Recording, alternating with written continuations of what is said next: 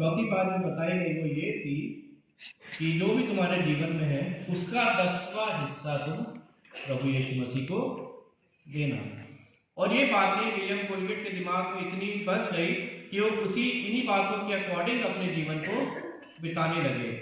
एक अच्छा जीवन, पवित्र जीवन, वो प्रभु यीशु मसीह के पीछे चलने वाला जीवन वो बिताने लगे। और कुछ समय बाद उसके बाद दोबारा विलियम कोलगेट ने डिसाइड किया कि वो दोबारा बिजनेस स्टार्ट करेंगे। और कुछ समय बाद उन्होंने दोबारा अपने बिजनेस को स्टार्ट किया और इस समय उनका जो बिजनेस था वो लॉस में नहीं परंतु प्रॉफिट में जा रहा था। और जैसे जैसे उसका बिजनेस, विलियम कोलगेट का बिजनेस प्रॉफिट में जा रहा था, पहले उन्होंने अपना बिजनेस का जो उनको इनकम होती थी 10% परमेश्वर के कार्य के लिए देना स्टार्ट किया। और जब उन्होंने 10% परमेश्वर के कार्य के लिए देना स्टार्ट किया तो उन्होंने देखा कि उनका बिजनेस और बढ़ रहा है। और जैसे उनका बिजनेस और बढ़ रहा था उन्होंने 10 को 20% में बदल दिया। अब तक वो 10% देते थे परंतु अब वो अपनी जो उनसे कमाई होती थी उसका 20% देने लगे। और जब वो 20% देने लगे उन्होंने देखा उनका बिजनेस और अच्छा बढ़ रहा है। अब वो 20% 30% बन गया था। ऐसी ऐसी जैसे समय बीतता गया उनका बिजनेस बढ़ता रहा। उन्होंने अपना जो परमेश्वर के साथ जो वाचा बांधी थी वो बढ़ती गई। और अंत के समय पे जब अंत का समय आया तो जो इनकी रियल स्टोरी है उसमें बताया जाता है कि विलियम कोलगेट थे वो अपनी जो इनकम था उसका 90% देने लगे थे परमेश्वर के कार्य को। और जो 10% उनका बचता था उससे वो अपनी जीविका चलाया करते थे। हालेलुया। वो जो जिसका बिजनेस विलियम कोलगेट जिसका बिजनेस ठप हो चुका था वो गरीबी से निकले थे, परंतु उसने जब यीशु को जाना और यीशु को जानने के बाद जब अपना दान देना शुरू करा, पहले 10%, फिर 20%, फिर 30% और अंत में उन्होंने 90% भी देना शुरू किया। और उनका बिजनेस इतने बड़े मुकाम पे पहुंच गया कि शायद ही आज यहाँ पे बैठा कोई होगा जो कोलगेट ब्रांड को नहीं जानता होगा। और ये रियल कहानी है, ये उनकी गवाही है। आप यूट्यूब में या गूगल पे देखेंगे तो आपको ये मिलेगा। आज का जो विषय मुझे यूथ के द्वारा मिला था वो था, आज मुझे जो प्रचार करना था वो था गिविंग के ऊपर, देने के ऊपर। मैंने आपको एक स्टोरी सुनाई। अब हम देखेंगे बाइबल में कि बाइबल में हमें गिविंग के बारे में क्या बताया जाता है। बाइबल हमें देने के बारे में या गिविंग के बारे में क्या सिखाती है। और आज जो मैं समझाना चाहता हूँ आपको वो है कि देने का तरीका क्या होता है। देते तो सब है परंतु देने का भी एक तरीका होता है। मेरे साथ निकालिए यूहन्ना उसका 6 निकालिए।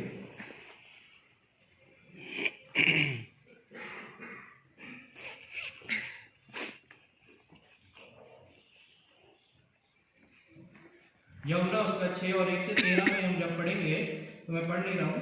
इसमें लिखा है 5000 पुरुषों को खिलाना। जब कभी भी यीशु मसीह एक जगह से दूसरी जगह ट्रैवल करते थे तो बाइबल बताती है कि उनके पीछे हजारों की भीड़ चला करती थी। कुछ इसलिए चला करते थे क्योंकि वो सच में प्रभु यीशु मसीह से प्रेम करते थे, कुछ इस वजह से चला करते थे ताकि वो अपने जीवन में आश्चर्य कर्म को पा सके। और ऐसा ही यहाँ पे कुछ हो रहा था कि प्रभु यीशु मसीह एक जगह से दूसरी जगह जा रहे थे और हजारों की भीड़ उनके पीछे थी। उस समय प्रभु यीशु मसीह को बताया गया कि जितने भी लोग आपके पीछे यहाँ पे चल रहे हैं उनको भूख लग रही है। जब प्रभु यीशु मसीह को यह बात पता चली तो प्रभु यीशु मसीह ने अपने चेले को बोला कि तुम ही इनके खाने का प्रबंध करो। जब आप इसको पूरे दृष्टांत को पढ़ेंगे तो आप और अच्छी तरह जान पाएंगे। प्रभु यीशु मसीह ने अपने चेले को बोला कि जाओ तुम इनके खाने का प्रबंध करो। और जिस चेले को ये बात बोली गई उस चेले ने बोला कि मेरे पास इतने पैसे नहीं है, पैसे तो है परंतु इतने पैसे नहीं है कि मैं इतने हजारों लोगों के खाने का प्रबंध कर सकता हूँ। उसके बाद वो लोगों के बीच में चले गए। वहां पे उनको एक लड़का मिला जिसके पास 5 रोटी और 2 मछली थी। और जब उस चेला वहां पे प्रभु यीशु मसीह का चेला जब उस लड़के के पास गया तो उसने अपनी 5 रोटी और 2 मछली उस चेले को दे दी। प्रभु यीशु मसीह के पास लाई गई और आप सब जानते हैं कि कितने हजारों लोगों ने वहां पे उस 5 रोटी और 2 मछली के द्वारा खाया। परंतु ये बात इतनी सिंपल नहीं है जितनी सिंपल हम समझते हैं। यहाँ पे देने के विषय में बहुत बड़ी बात यहाँ पे बताई गई है। प्रभु यीशु मसीह का चेला उस लड़के के पास गया जिसके पास सिर्फ 5 रोटी और 2 मछली थी, जो उसने अपने लिए रखी हुई थी, ये सोचकर कि जब उसको भूख लगेगी वो उस 5 रोटी और 2 मछली को खाकर अपनी भूख को मिटाएगा। वो अपने लिए ला रखा था। परंतु जब प्रभु यीशु मसीह का चेला उस लड़के के पास गया तो उसने बिना गुड़गुड़ाए, बिना गुस्सा करे, बिना नाराज हुए, खुशी से अपने दान को जो उसके पास था उसने उस चेले को दे दिया। और जब खुशी से उसने अपने दान को जो उसके पास था 5 रोटी और 2 मछली उस चेले को दे दी, तो उस खुशी से भरे हुए दान को प्रभु यीशु मसीह ने ग्रहण करा। हालेलुया। और जब उस खुशी से भरे हुए दान को प्रभु यीशु मसीह ने ग्रहण करा तो उस दान में अपनी आशीष को मिला के एक चमत्कार कर दिया। आप समझ पा रहे हैं? ये इतना सिंपल नहीं है। एक लड़के ने बिना कुड़कुड़ाए, बाइबल में लिखा है बी अ चीयरफुल गिवर, खुशी के साथ दो। लड़का बोल सकता था कि मेरे पास 5 रोटी और 2 मछली है, मैं क्यों दे दूं? ये मेरी माँ ने इसलिए मुझे दी है कि जब मेरे को भूख लगेगी तो मैं उसको खाऊंगा। मैं भी इंसान हूं, मुझे भी भूख लगेगी, मैं क्यों अपना खाना आपको दे दूं? मगर ये बातें उस लड़के ने कुछ भी नहीं बोली। उसने खुशी से अपने उस दान को प्रभु यीशु मसीह के कार्य के लिए दे दिया और उस दान को प्रभु ने आशीषित किया। और जब वो दान आशीषित हुआ तो उस आशीषित दान के द्वारा कितने लोगों ने वहां पे आशीष पाई। Hallelujah, hallelujah. जब हम खुशी से देते हैं, देते सब है, परंतु वचन हमें सिखाता है जो दान खुशी से दिया जाता है वो स्वीकार किया जाता है, और जब वो दान स्वीकार किया जाता है तो वो एक आशीष का कारण बनता है। Hallelujah. Be a cheerful giver. जो दान खुशी से दिया जाता है वो स्वीकार किया जाता है, चाहे दान बड़ा हो चाहे छोटा हो, परंतु खुशी से दिया हुआ दान ही स्वीकार किया जाता है। जहाँ पे पैसों की ताकत कम पड़ गई, प्रभु यीशु मसीह के चेले ने बोला कि मेरे पास पैसे हैं परंतु इतने नहीं है कितने लोगों को खिलाया जाए। Giving is not all about money. यहाँ पे जो पैसा था उसकी ताकत कम पड़ गई, पैसा कम पड़ गया, परंतु 5 रोटी और 2 मछली जो छोटी सी चीज थी, उस छोटे से दान के द्वारा जो खुशी से दिया गया था वो कितने लोगों की आशीष का कारण बना। देने के लिए तो वो चेला अपने पैसों को भी दे सकता था, प्रभु उस पैसों को भी बढ़ा सकते थे। जब रोटी और मछली बढ़ सकती है तो पैसा भी बढ़ सकता है, परंतु खुशी से उस चेले ने बोला मेरे पास इतना नहीं है, परंतु उस लड़के ने खुशी से दिया, वो स्वीकार किया गया और बहुत से लोगों के लिए आशीष का कारण बन गया। जब हम खुशी से देते हैं तो ही वो दान स्वीकार किया जाता है। हालेलुया। दूसरा वचन निकालेंगे मरकुस उसका 12, मरकुस उसका 12 उसका 41 से 44 तक। मरकुस उसका 12 41 से 44 मैं आप सामने पढ़ देता हूँ। वह मंदिर के भंडार के सामने बैठकर देखता रहा कि लोग मंदिर के भंडार में किस प्रकार पैसा डालते हैं, और बहुत से धनवानों ने बहुत कुछ डाला। इतने में एक कंगाल विधवा ने आकर 2 दमलियां जो 1 अधेल के बराबर होती है डाली। तब उसने अपने चेलों को पास बुलाकर उससे कहा, मैं तुमसे सच कहता हूँ कि मंदिर के भंडार में डालने वालों में से इस कंगाल विधवा ने सबसे बढ़कर डाला है, क्योंकि सब ने अपने धन की बढ़ती में से डाला, परंतु इसने अपनी घटती में से जो कुछ उसके पास था अर्थात अपनी सारी जीविका डाल दी। हालेलुया। एक जो इसका टॉपिक है, जो इस वचन का टॉपिक है, उसमें लिखा है कंगाल विधवा का दान। एक तो लेडी विधवा भी थी, ऊपर से कंगाल भी थी, कुछ नहीं था उसके पास। उसके बाद थोड़े बहुत पैसे थे शायद जो उसने अपनी सेविंग्स रखी होगी, या उसने अपने लिए बचा के रखे होंगे कि मेरा ख्याल रखने वाला कोई नहीं है, मैं अपने पास थोड़े पैसे रख लेती हूँ, जरूरत के समय पे काम आएंगे। परंतु जब परमेश्वर के भवन में देने की बात हुई, जो कुछ उसके पास था उसने दे दिया। हालेलुया। क्योंकि वो जानती थी जब मैं प्रभु को दूंगी तो वो आशीष बनकर मेरे पास वापस जरूर आएगा। हालेलुया। और जब उस विधवा ने प्रभु यीशु मसीह के भवन में जाकर उस दान को डाला तो प्रभु क्या कहते हैं, सबसे बढ़कर इस महिला ने अपने दान को दिया है, क्योंकि इसने अपने पास कुछ नहीं रख छोड़ा, जो भी उसके पास था उसने मेरे कार्य के लिए दे दिया, क्योंकि वो जानती है कि जब हम देते हैं तो हम खाली नहीं होते। हालेलुया। और सिर्फ देते नहीं, सबसे बड़ी बात है जब खुशी से देते हैं तो हम कभी खाली नहीं होते। और वही इस विद्वान ने जान लिया था। वो भी उस भवन में जाके बोल सकती थी कि मैं तो विधवा हूँ, कंगाल हूँ, मेरे पास देने के लिए कुछ नहीं है, थोड़ा सा पैसा है जो मैंने अपने लिए सेव करके रखा हुआ है, मेरा बचाने वाला कोई नहीं है, मेरा ख्याल रखने वाला कोई नहीं है, यही पैसा है जो मेरे काम आएगा। परंतु उसके दिमाग में भी ये बातें नहीं आई। जो उसके पास था उसने दे दिया, और जब उसने दिया तो उसके लिए प्यारी बात की गई है कि क्योंकि सबने अपने धन की बढ़ती से दिया डाला है, परंतु उसने अपनी बढ़ती में से जो कुछ था उसने डाला है, और ये अब कभी खाली नहीं होगी। हालेलुया।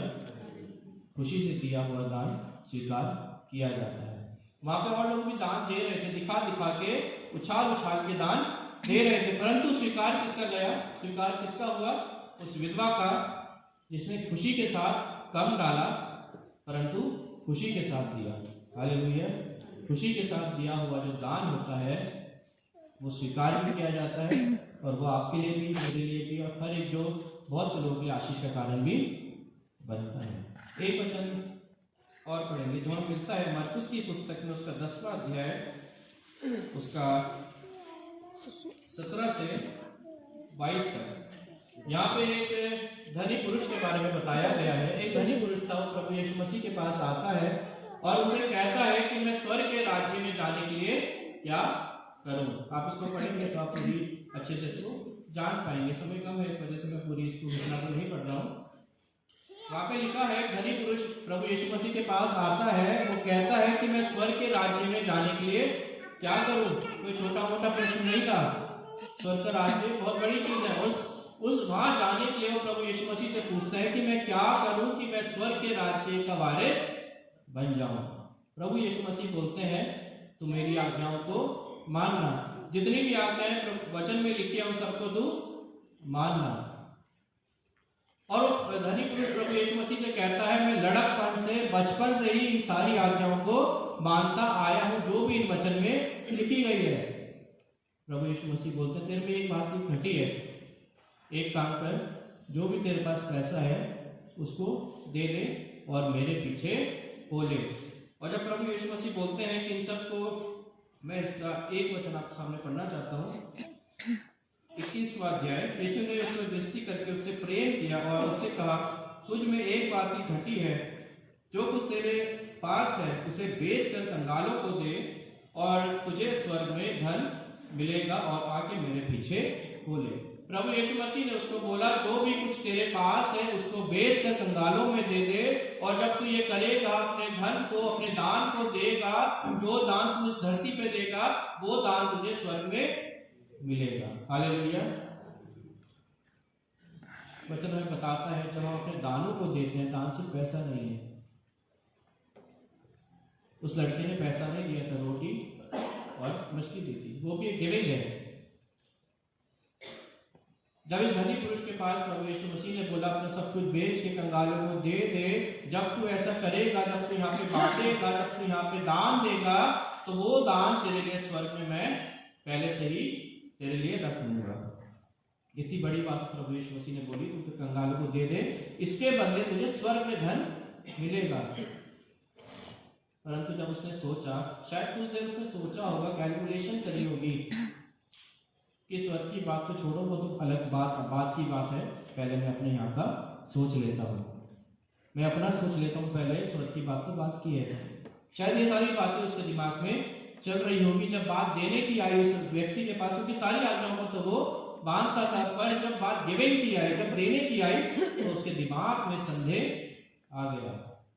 और जब उसके बाद में संदेह आ गया, दिमाग में संदेह आ गया, शायद उसके कुड़कुड़ा भी रहा होगा कि प्रभु यीशु मसीह ने मेरे पे, मैंने इतनी मुश्किल से तो ये सारी चीज जमा करी है, प्रभु यीशु मसीह मुझे वो देने के लिए कह रहे हैं, उसके बदले दे क्या रहे हैं, यहाँ पे कुछ नहीं मिलेगा, स्वर्ग में मिलेगा, वो बहुत बात की बात है।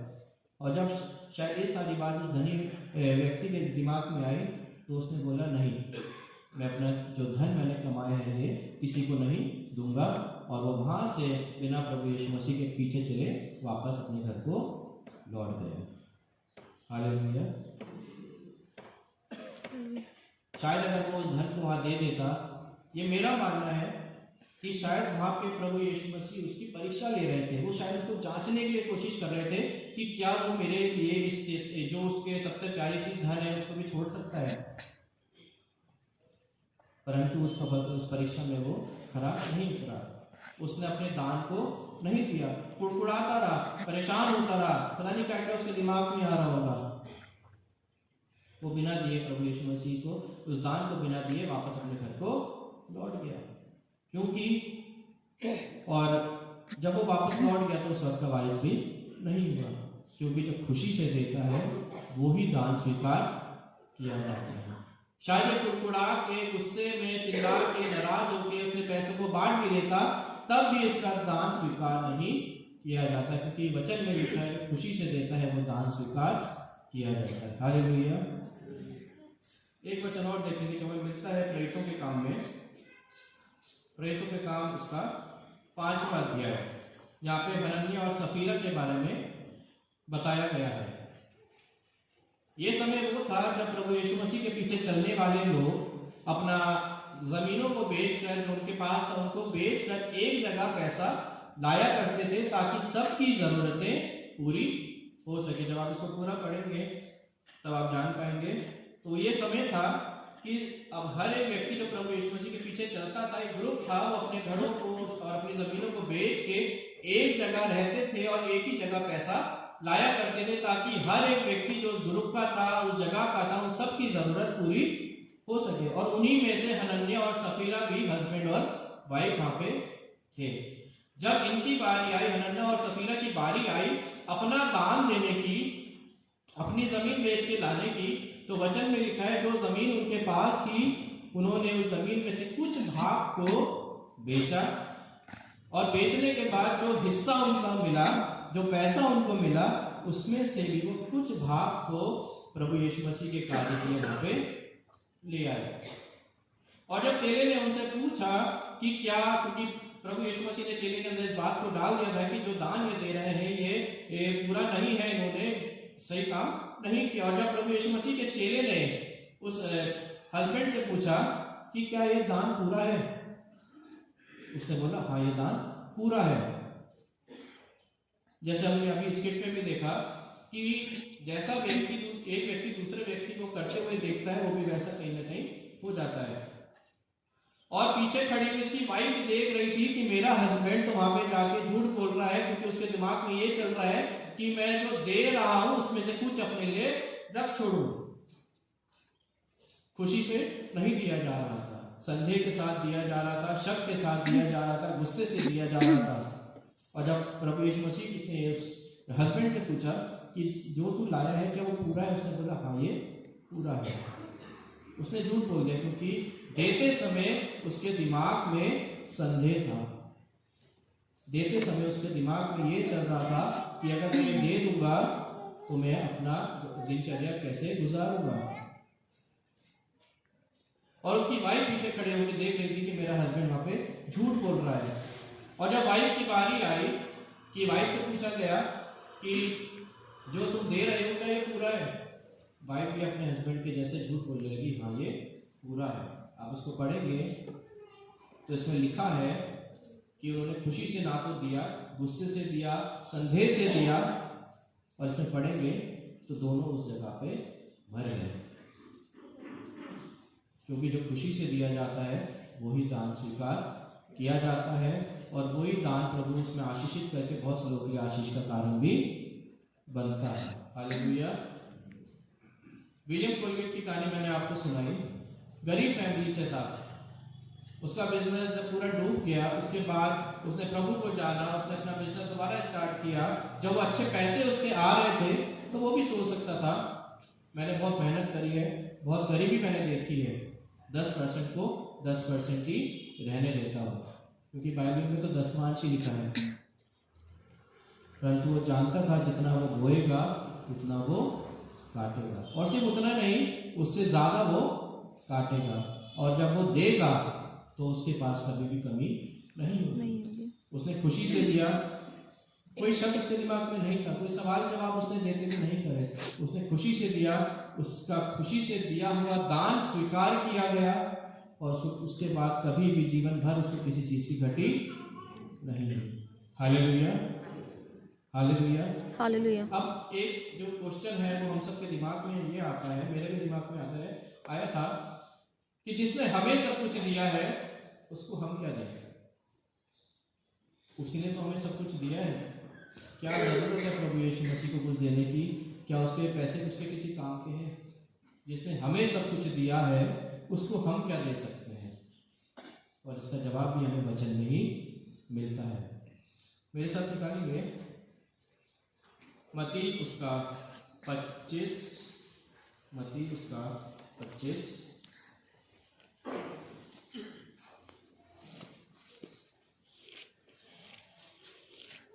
मत्ती उसका 25 उसका 34 से मैं आपके सामने पढ़ रहा हूँ।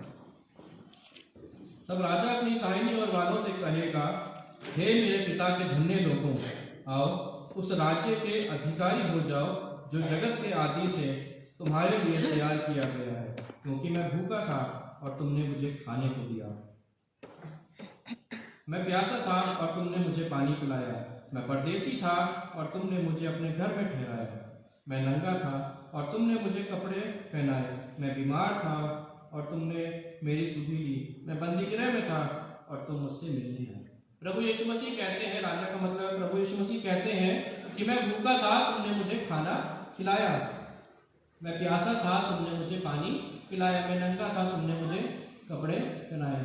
क्या प्रभु यीशु मसीह को कभी किसी ने भूखा प्यासा नंगा देखा है? नहीं देखा होगा। तो प्रभु यीशु मसीह इतनी बड़ी बात क्यों बोल रहे कि मैं भूखा था, तुमने मुझे खाना खिलाया, मैं नंगा था, तुमने मुझे कपड़े पहनाए, मैं प्यासा था, तुमने मुझे पानी पिलाया, और तुमने ऐसा किया इसलिए अब तुम स्वर्ग के वारिस हो जाओगे। प्रभु यीशु मसीह ने ये बात क्यों कही? इसका आंसर इसमें लिखा है, तब धर्मी उससे कहेंगे, हे प्रभु, हमने कब तुझे भूखा देखा और खिलाया या प्यासा